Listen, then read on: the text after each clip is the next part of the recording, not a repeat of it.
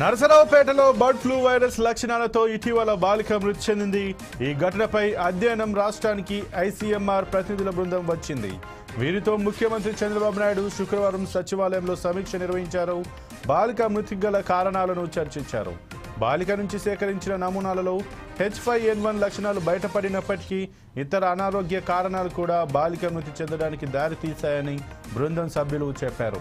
ఉడికించని మాంసం తినడం, చిన్నది కావడంతో వ్యాధి నిరోధక శక్తి లేకపోవడం, లెప్టోస్పిరోసిస్, అపరిశుభ్ర వాతావరణం కూడా మృతికి కారణాలుగా తమ అధ్యయనంలో తేలిందన్నారు.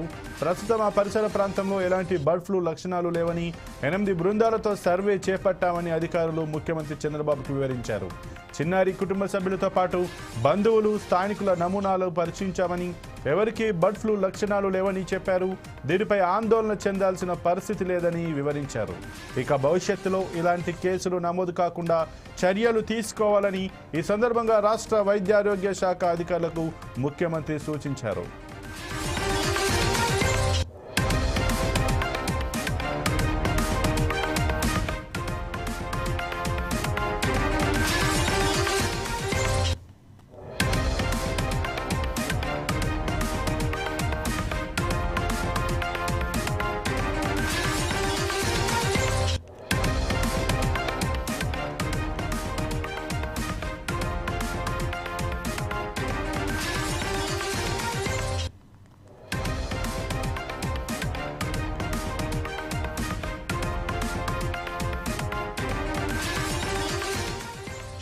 నరసరావుపేటలో బర్డ్ ఫ్లూ వైరస్ లక్షణాలతో ఇటీవల బాలిక మృతి చెందింది.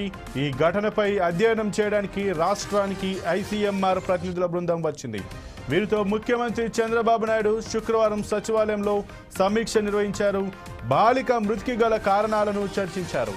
బాలిక నుంచి సేకరించిన నమూనాలలో H5N1 లక్షణాలు బయటపడినప్పటికీ ఇతర అనారోగ్య కారణాలు కూడా బాలిక మృతి చెందడానికి దారితీశాయని బృందం సభ్యులు చెప్పారు. వారి యొక్క పరిసరాలలో, అలాగే వారి యొక్క కుటుంబ సభ్యులలో కూడా నమూనాలు సేకరించామని, ఎక్కడా కూడా బర్డ్ ఫ్లూ లక్షణాలు లేవంటూ అధికారులు చంద్రబాబుకు చెప్పారు. భవిష్యత్తులో ఇలాంటి పరిణామాలు చోటు చేసుకుండా వైద్యారోగ్య శాఖ అధికారులు ముందు జాగ్రత్త వ్యవహరించాలని సీఎం చంద్రబాబు సూచించారు.